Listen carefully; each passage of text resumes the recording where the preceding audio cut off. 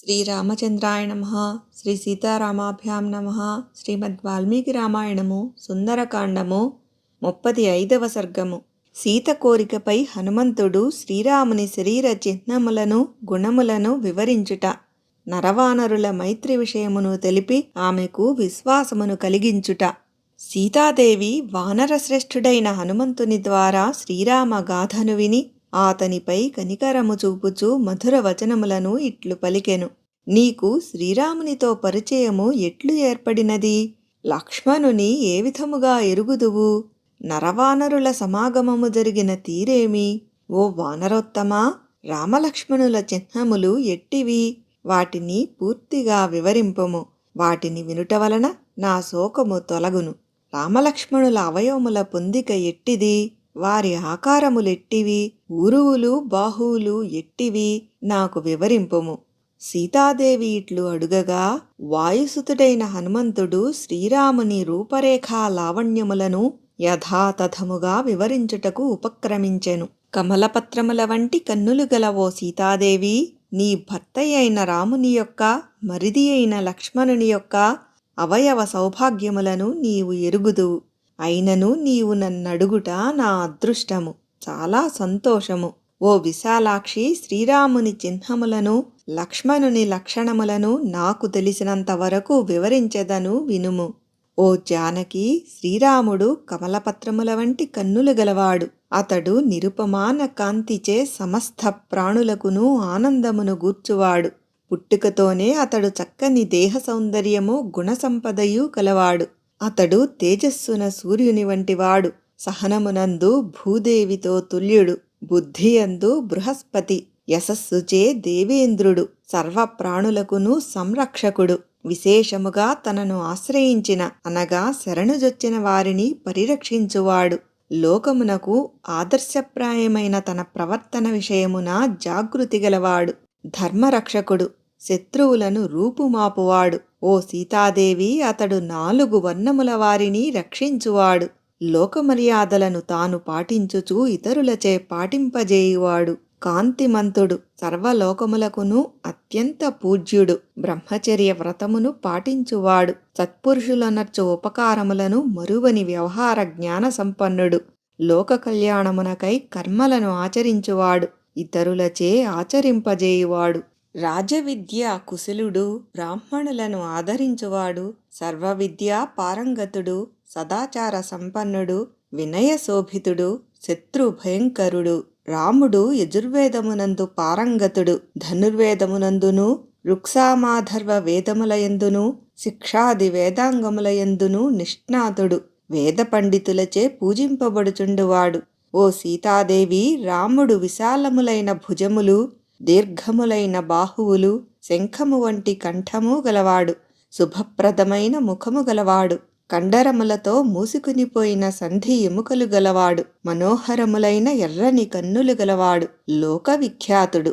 అతడు దుందుభిధ్వని వలె గంభీరమైన కంఠస్వరము గలవాడు. నిగనిగలాడు శరీర ఛాయ గలవాడు. ప్రతాపశాలి. ఎక్కువ తక్కువలు లేకుండా పరిపుష్టములైన చక్కని అవయవములు గలవాడు. మేఘశ్యామ వర్ణ శోభితుడు. వక్షస్థలము, మణికట్టు, పిడికిలి ఈ 3 స్థానములను దృఢముగా గలవాడు. దీర్ఘములైన కనుబొమలు, బాహువులు, ముష్కములు గలవాడు. తల వెంట్రుకలు, ముష్కములు, మోకాళ్ళు ఈ 3ను సమప్రమాణమున గలవాడు. ఉన్నతమైన నాభి, పొట్ట, వక్షస్థలము గలవాడు. ఎర్రని నేత్రాంతములు, నఖములు, అరచేతులు, అరికాళ్ళు గలవాడు. నునుపైన పాదరేఖలు, కేశములు, లింగమణియు గలవాడు. ఆయన కంఠస్వరము, నడక, నాభి గంభీరములైనవి. శ్రీరాముని ఉదరముపై లేక కంఠమునందు త్రిరేఖలు గలవు. స్తనములు, స్తనాగ్రములు, పాదరేఖలు నిమ్నముగా నుండును. ఆయన కంఠము, లింగము, వీపు, పిక్కలు హ్రస్వములుగా నుండును. శిరస్సుపై 3 సుడులు గలవాడు. 4 వేదములను సూచించు రేఖలు గలవాడు. అనగా బొటనవ్రేలి మొదటను, నొసటిపైనను, అరచేతులలోను, అరికాళ్లలోను 4 రేఖలు గలవు. లలాట, పాద, పాణీతలములయందు 4 రేఖలు గలవాడు. ఇవి ఆయుర్దాయమును మహారాజ లక్షణములను సూచించును. అతడు 96 అంగుళముల అనగా 4 మూరల ఎత్తైనవాడు. దేవతా సమానుడు. ఇవి దివ్య పురుషుని లక్షణములు. ఆయన బాహువులు, మోకాళ్ళు, ఊరువులు, పిక్కలు అనునవి హెచ్చుతగ్గులు లేకుండా సమానముగా నుండువాడు. 14 జతలు అనగా కనుబొమ్మలు, నాసికాపుటములు, నేత్రములు, చెవులు, పెదవులు, స్తనాగ్రములు, మోచేతులు, మణికట్టులు, మోకాళ్ళు, ముష్కములు, పిరుదులు, చేతులు, పాదములు, పిరుదులపై ఎత్తైన కండరములు సమప్రమాణములో గలవాడు. ఇవి రాజలక్షణములు. అతడు 4 దంష్ట్రలు అనగా సూదివలే మొనదేలిన దంతములు గలవాడు. 4 మృగముల అనగా సింహము, పెద్ద పులి, ఏనుగు, వృషభము మృగముల నడక వంటి నడక కలవాడు. అందమైన పెదవులు, చుబుకము, నాసికా గలవాడు. ఓ దేవి, ఆ రాముడు నిగనిగలాడు నేత్రములు, పలువరస చర్మము, పాదములు, కేశములు గలవాడు. జానకి, ఆయన శరీరము, చేతివ్రేళ్ళు, కాలివ్రేళ్ళు, కరములు, నాసిక, నయనములు, కర్ణములు, ప్రజనము అను అష్టవంశములు తగిన ప్రమాణములో కలవాడు. శ్రీరాముడు పద్మముల వంటి ముఖము, నేత్రములు, నోరు, నాలుక, పెదవులు, దవడలు, స్తనములు, గోళ్ళు, హస్తములు, పాదములు గలవాడు. అతడు శ్రేష్టమైన శిరస్సు, లలాటము, చెవులు, కంఠము, వక్షము, హృదయము, నోరు, చేతులు, కాళ్ళు, వీపు అను 10 అవయవములు గలవాడు. ఆ శ్రీరాముని తేజస్సు, యశస్సు, సంపదలు సర్వలోక ప్రసిద్ధములు. పవిత్రములైన మాతృపితృ వంశములు గలవాడు. మరియు స్వచ్ఛములైన దంతములు, నేత్రములు గలవాడు. చంకలు, ఉదరము, వక్షస్థలము, నాసిక, భుజములు, లలాటము అను ఉన్నతములైన 6 అంగములు గలవాడు. సూక్ష్మములైన వ్రేళ్ల కణుపులు, వెంట్రుకలు, రోమములు, గోళ్ళు, చర్మము, లింగము, మీసము, దృష్టి, బుద్ధి గలవాడు. పూర్వాహ్నము, మధ్యాహ్నము, అపరాహ్నము అను త్రికాలములయందును ధర్మార్థకామములను ఆచరించుచుండువాడు. శ్రీరాముడు సకలైశ్వర్య సంపన్నుడు. సత్యభాషణమునందును ధర్మాచరణమునందును నిరతుడు. ధర్మ మార్గమున ధనమునార్జించి పాత్రులకు దానము చేయువాడు. దేశకాలములకు అనువుగా ప్రవర్తించువాడు. అందరి తోడను ప్రియముగా మాట్లాడిడివాడు. శ్రీరాముని సోదరుడైన లక్ష్మణుడు 2 తల్లుల అనగా కౌసల్యాసుమిత్రల ముద్దుల కొడుకు. అతడు అనురాగము చేతను, రూపగుణముల చేతను పూర్తిగా రాముని వంటివాడే. అతడు సాటిలేని వీరుడు. వాసికెక్కిన శ్రీరాముడు మేఘశ్యాముడు, లక్ష్మణుడేమో బంగారు వన్నెవాడు. ఆ పురుషశ్రేష్ఠులిద్దరును నిన్ను చూడవలెనని కుతూహలపడుచున్నారు. ఆ సోదరులిద్దరును నిన్నే వెదకుచు భూతలమునందు అంతటను గాలించుచు నేల 4 చెరగులయందును తిరుగుచు మా సమీపమునకు వచ్చిరి. వానరరాజైన సుగ్రీవుడు తన అన్నయ్యైన వాలిచే రాజ్యబహిష్కృతుడై అతనికి భయపడి దట్టమైన చెట్లుగల ఋష్యమూక పర్వతముపై నివసించుచుండెను. ప్రియదర్శనుడైన ఆ సుగ్రీవుని రామలక్ష్మణులు అచట చూచిరి. అగ్రజుడైన వాలిచే రాజ్యభ్రష్టుడైనను సత్యప్రతిజ్ఞుడై వానరప్రభు అయిన సుగ్రీవుని మేము సేవించుచున్నాము. అనంతరము నారచీరలను ధరించిన వారును, ధనుర్బాణములను చేతబట్టిన వారును, నరశ్రేష్ఠులను అగు రామలక్ష్మణులు రమ్యమైన ఆ ఋష్యమూక పర్వత ప్రాంతమునకు చేరిరి. ధనుర్ధారులైన ఆ నరవరులను ఆ కపీంద్రుడు చూచెను. వారిని జూచి సుగ్రీవుడు భయకంపితుడై ఒక్క గంతులో పర్వత శిఖరమును చేరి అచటనే నిలబడెను. పిమ్మట వెంటనే వారి కడకు నన్నే పంపెను. సుగ్రీవాజ్ఞను అనుసరించి నేను సర్వసమర్థులను, చక్కని రూపురేఖలు గలవారును, సద్గుణ సంపన్నులను అగు ఆ నరవరులను సమీపించి అంజలి ఘటించి నిలిచితిని. వారు నా వలన సుగ్రీవుని యథార్థ వృత్తాంతమును తెలుసుకుని సంతోషపడిరి. పిమ్మట వారిని నేను నా భుజములపై ఎక్కించుకొని ఆ పర్వత ప్రదేశమునకు చేర్చితిని. వారి వాస్తవ విశేషములను మహాత్ముడైన సుగ్రీవునకు నివేదించితిని. ఆ రామ సుగ్రీవులిరువురును అరమరికలు లేకుండా మాట్లాడుకొనుట వలన వారి మధ్య దృఢ స్నేహము ఏర్పడెను. పిదప ఆ నరవానర ప్రముఖులు దృఢమైన ప్రేమాదరములతో తమ తమ పూర్వ వృత్తాంతములను తెలుపుకొని పరస్పరము ఊరటను పొందిరి. అనంతరము మిక్కిలి తేజస్శాలి అయిన అన్నయగు వాలిచే స్త్రీ నిమిత్తముగా వెళ్ళగొట్టబడిన సుగ్రీవుని శ్రీరాముడు ఓదార్చెను. తదుపరి ఎట్టి దుష్కరములైన కార్యములనైనను అవలీలగా సాధించు రామునకు నీ ఎడబాటు వలన కలిగిన శోకమును గూర్చి లక్ష్మణుడు సుగ్రీవునకు పూర్తిగా వివరించెను. లక్ష్మణుడు తెలిపిన విషయములను ఎరింగినవాడై ఆ సుగ్రీవుడు గ్రహగ్రస్తుడైన సూర్యుని వలె మిక్కిలి కాంతిహీనుడయ్యెను. రావణుడు నిన్ను అపహరించుకొని పోవునప్పుడు నీవు నీ శరీరముపై శోభిల్లుచున్న ఆభరణములను భూమిపై పడవేసితివి. వాటిని అన్నింటినీ వానరవీరులు తీసుకొని వచ్చి సంతోషముతో శ్రీరామునకు చూపిరి. కాని రావణుడు నిన్ను కొనిపోయిన మార్గము మాత్రము తెలుపలేకపోయిరి. లోగడ ఆ ఆభరణములు ధ్వనిచేయుచు క్రిందపడినప్పుడు వాటిని నేనే సేకరించి సుగ్రీవునకు అప్పగించి తిని. ఆ నగలను సుగ్రీవుడు శ్రీరామునకు సమర్పించెను. వాటిని చూచిన వెంటనే శ్రీరాముడు స్పృహను కోల్పోయెను. సుందరములైన నీ ఆభరణములను దివ్యస్వరూపుడైన శ్రీరాముడు తన ఒడిలో నుంచుకొని పరిపరి విధముల పరితపింపసాగెను. రాముడు వాటిని పదే పదే చూచుచూ రోదించుచుండెను. ఈ విధముగా అవి ఆయన శోకాగ్నిని ప్రజ్వలింపజేయుచుండెను. ఆ మహాత్ముడు మిక్కిలి దుఃఖముతో చాలాసేపు నేలపై స్పృహలేక పడియుండెను.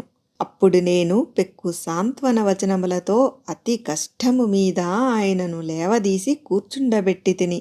మహాబాహువైన శ్రీరాముడు లక్ష్మణ సహితుడై ఆ నగలను చూచి పదే పదే ప్రక్కన ఉన్న వారికి చూపించుచూ సుగ్రీవుని చేతులలో పెట్టెను. ఓ పూజ్యురాలా, నీవు కనపడకపోవుటచే ఆ శ్రీరాముడు నిత్యము ప్రజ్వలించుచున్న మహాగ్ని చేత అగ్నిపర్వతము వలె తపించుచున్నాడు. నీ ఎడబాటు కారణముగా నిద్రలేమి, శోకము, చింత మహాత్ముడైన ఆ రాముని అగ్నిగృహమును అనగా అగ్నికార్యములు నిర్వహింపబడు గృహమును అగ్నుల వలె తపింపజేయుచున్నవి. నీవు కనబడని కారణమున శోకమునకు లోనైన రాఘవుడు మిక్కిలి భయంకరమైన భూకంపముచే ఒక మహాపర్వతము వలె ఎంతయో చెలించిపోవుచున్నాడు. ఓ రాకుమారి, అందమైన వనముల యందును నదీ తీరముల యందును సెలయేళ్ల ప్రక్కన సంచరించుచున్నను శ్రీరాముడు నీ సాహచర్యము కరవైనందున ఆనందింపలేకపోవుచున్నాడు. ఓ జానకి, ఆ నరశ్రేష్ఠుడు రావణుని బంధుమిత్ర పరివార సహితముగా సంహరించి శీఘ్రముగా నిన్ను పొందును. రాముడు వాలిని చంపుటకును సుగ్రీవుడు వానరులను పంపి నిన్ను వెతకించుటకును ఆ ఉభయులు అప్పుడు ప్రతిజ్ఞాపూర్వకముగా ఒక ఒప్పందము చేసుకొనిరి. కపీశ్వరుడైన సుగ్రీవుడు వీరులైన ఆ రాకుమారులతో గూడి కిష్కింధను సమీపించెను. యుద్ధమున వాలి నిహతుడయ్యెను. శ్రీరాముడు తన పరాక్రమముతో వాలిని రణరంగమున హతమార్చిన పిమ్మట భల్లూకవానర సమూహములకు సుగ్రీవుని రాజుగా చేసెను. ఓ సీతాదేవి, ఈ విధముగా రామసుగ్రీవుల మైత్రి బలపడెను. నా పేరు హనుమంతుడు. నేను వారి దూతగా ఇచ్చటికి వచ్చి తిని. ఓ దేవి, సుగ్రీవుడు కిష్కింధారాజ్యమునకు ప్రభువై మహావీరులైన వానరయోధులను రప్పించి నిన్ను అన్వేషించుటకై వారిని అన్ని దిక్కులకును పంపెను. మహా తేజస్శాలియగు వానరప్రభోగు సుగ్రీవుని యొక్క ఆదేశము మేరకు మహాపర్వత సదృశులైన వానరవీరులు అందరును భూమి నలుదిక్కులకును బయలుదేరిరి. ఆ వానరులు సుగ్రీవుడు ఆదేశించిన పనిని నెరవేర్చుటకై త్వరపడుచు నిన్ను అన్వేషించుచున్నవారై భూమి యందంతటను సంచరించుచున్నారు. మేము కూడా ఆ పని మీదనే ఇటు అనగా దక్షిణ దిశకు వచ్చితిమి. వాలిసుతుడైన అంగదుడు శ్రీమంతుడు, మహాబలశాలి. ఆ కపీశ్వరుడును వానరసేనలో 3వ వంతు బలములను వెంటనిడుకుని బయలుదేరెను. శ్రేష్టమైన వింధ్యాద్రియందు సంచరించుచుండగా మేమందరము దారి తప్పి శోకాతురులమైతిమి. మేము ఆ స్థితిలో నుండగా పెక్కు దినములు గడచిపోయినవి. కార్యము సఫలముగా కుండుట వలనను గడువు మీరుట వలనను సుగ్రీవుని వలన భయము చేతను మేము అందరము ప్రాణత్యాగమునకు సిద్ధపడితిమి. మేము దుర్గమారణ్యములను, గిరులను, సెలయేళ్ల తీరములను గాలించితిమి. కాని దేవి, మీ జాడగానక నిస్పృహతో అసువులను వీడుటకు పూనుకొంటిమి. పిమ్మట ఆ గిరిశిఖరముపై మేము ప్రాయోపవేశమునకు ఉపక్రమించితిమి. నిరాహార దీక్షకు దిగిన వానర పుంగవులను అందరినీ జూచి అంగదుడు మిక్కిలి శోకమగ్నుడయ్యెను. అంతటా అతడు నీ అపహరణమును, వాలి మృతిని, జటాయు మరణమును, మా ప్రాయోపవేశ విషయమును తలచుకొనుచు ఎంతయో విలపించెను. సుగ్రీవాజ్ఞను సకాలములో నెరవేర్పజాలక మేము నిరాశోపహతులమై మరణింపదలచితిమి. అప్పుడు మా కార్య సాఫల్యమునకాయనున్నట్లు మహాపరాక్రమశాలి అయిన సంపాతి అను పేరుగల క్రుధ్రరాజు అచటికి వచ్చెను. జటాయువు సోదరుడగు ఆ సంపాతి తన సోదరుని మరణవార్తను విని క్రుద్ధుడై ఇట్లు పలికెను. ఓ వానరవీరులారా, నా తమ్ముడైన జటాయువును ఎవరు ఎక్కడ చంపివేసిరి? మీ వలన వినగోరుచున్నాను తెలుపుడు. రావణునిచే జటాయువు చంపబడుటను గూర్చి అంగదుడు అతనికి పూసగుర్చినట్లు వివరించెను. ఓ సీతాదేవి, జటాయువు మృతిని గూర్చి విని దుఃఖితుడైన ఆ సంపాతి నీవు రావణాలయమునందు అనగా లంకలో ఉన్న విషయమును తెలిపెను. పిదప ఆ సంపాతి పలికిన సంతోషకరములైన మాటలను విని అంగద సహితులమై మేమందరము వెంటనే బయలుదేరితిమి. వానరులందరూ సంతోషముతో పొంగిపోయి నిన్ను చూడవలెనను కుతూహలముతో వింధ్య నుండి బయలుదేరి సముద్రము యొక్క ఉత్తర తీరమునకు చేరిరి. నీ దర్శనకాంక్షతో సాగరతటమునకు చేరిన అంగదాది ప్రముఖులెల్లరునూ భయముతో మరల చింతాగ్రస్తులైరి. పిమ్మట అపార సముద్రమును జూచి భీతిల్లుచున్న కపిసైన్యము యొక్క తీవ్రమైన భయాందోళనములను పోగొట్టి నేను 100 యోజనముల విస్తీర్ణము గల జలధిని లంఘించి తిని ఆ రాత్రియందే రాక్షసులతో నిండిన లంకలో ప్రవేశించి తిని. ఓ పూజ్యురాలా, నేను రావణుని చూచి తిని, శోకాకులవైన నిన్నునూ దర్శించి తిని. ఈ వృత్తాంతమును పూర్తిగా యథాతథముగా నీకు విన్నవించి తిని. ఓ దేవి, నేను శ్రీరాముని దూతను, నన్ను విశ్వసింపుము. ఆ స్వామి ప్రోత్సాహముతో నిన్ను అన్వేషించుచూ ఇచటికి వచ్చి తిని. దయచూపి నాతో మాట్లాడుము. అమ్మా, నేను వాయుసుతుడను, సుగ్రీవుని మంత్రిని, నన్ను నమ్ముము. శస్త్రధారులందరిలో మేటి అయిన నీ నాథుడు కుశలమే. సర్వశుభలక్షణములు కలిగినవాడును, అగ్రజుని సేవలయందే నిమగ్నుడును అగు లక్ష్మణుడును కుశలియే. అతడు పరాక్రమశాలి అయిన నీ భర్త యొక్క హితమునందే నిరతుడైయుండును. సుగ్రీవుని ఆదేశమును అనుసరించి నేనొక్కడను మాత్రము ఈ లంకకు రాగలిగి తిని. కామరూపుడనైన నేను నీ జాడను తెలుసుకొనగోరి ఒంటరిగా సంచరించుచూ ఈ అశోకవనమునకు చేరితిని. అమ్మా, నీ జాడ తెలియక వానరవీరులు అందరునూ శోకాకులురై మిక్కిలి పరితపించుచున్నారు. నిన్ను దర్శించిన వార్తను తెలిపి నేను వారి సంతాపమును తొలగింపగలను. నేను అదృష్టవంతుడను. ఓ దేవి, భాగ్యవశమున నా సాగరలంఘనము వ్యర్థము కాలేదు. ఎన్ని ఆటంకములెదురైనను అందరికంటేనూ ముందుగా నిన్ను దర్శించిన కీర్తి నాకే దక్కినది. ఇది నాకు ప్రాప్తించిన మహద్భాగ్యము. మహావీరుడైన రాఘవుడు రాక్షసాధిపుడైన రావణుని అతని బంధుమిత్ర పరివారములను హతమార్చి అతి శీఘ్రముగా నిన్ను పొందగలడు. ఓ వైదేహి, మాల్యవంతము అను పేరుగల ఒక మహాపర్వతము గలదు. అచట నివసించుచున్న కేసరి అను వానరుడు గోకర్ణ పర్వతమునకు వెళ్ళెను. శంబసాధనుడు అను ఒక రాక్షసుడు సముద్ర తీరమున గల అచటి పుణ్యక్షేత్రమునందు ఉపద్రవములను కలిగించుచుండెను. దేవతలు ఋషులు ప్రార్థింపగా నా తండ్రి అయిన కేసరి ఆ రాక్షసుని హతమార్చెను. ఆ కపీశ్వరుని భార్యయగు అంజనాదేవి యందు వాయుదేవుని అనుగ్రహమున పుత్రుడనై జన్మించి తిని. నా చర్యలను బట్టి లోకమున నాకు హనుమంతుడు అను ఖ్యాతి ఏర్పడినది. పవిత్రురాలవైన ఓ వైదేహి, నీవు విశ్వసించుటకై నీ భర్తయైన శ్రీరాముని గుణములను తెలిపి తిని. ఓ దేవి, త్వరలోనే శ్రీరాముడు నిన్ను ఇచటి నుండి తీసుకొని పోగలడు. శోకముచే కృశించిన సీతాదేవి హనుమంతుడు పేర్కొనిన కారణములచే అతనిని విశ్వసించెను. తగిన నిదర్శనములచే అతనిని రాముని దూతగా ఎరింగెను. అప్పుడు జానకీదేవి అంతులేని సంతోషమును పొందెను. ఆ మహాసంతోషములో అందమైన ఆమె కనుల నుండి ఆనందాశ్రువులు స్రవించెను. ఎర్రని రేఖలతో విశాలమైన తెల్లని నేత్రములు గల ఆ సీతాదేవి యొక్క మనోహరమైన వదనము రాహువు నుండి విముక్తుడైన చంద్రుని వలె భాసిల్లెను. కపీశ్వరుడైన హనుమంతుడు నిజముగా రామదూతయే అని ఆమె భావించెను.